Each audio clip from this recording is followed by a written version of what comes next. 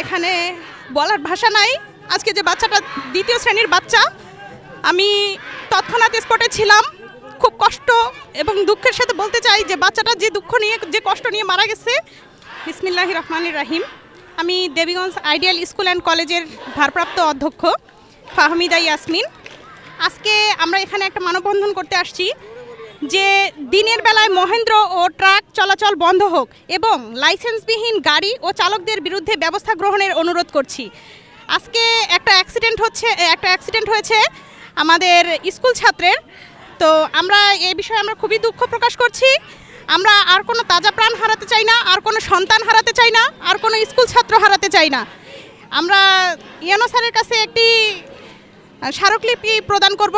আশা করব যে YONO sir বিষয়টি মানবতার দিক দিয়ে দেখবে, আর কোনো যেন এরকম তাজা প্রাণ আমাদেরকে হারাতে না হয়, এ বিষয়ে দ্রুত পদক্ষেপ গ্রহণ করবে। আমরা সকলে অনেক শোক প্রকাশ করছি। এখানে বলার ভাষা নাই। আজকে যে বাচ্চাটা দ্বিতীয় শ্রেণীর বাচ্চা, আমি তৎক্ষণাৎ স্পটে ছিলাম।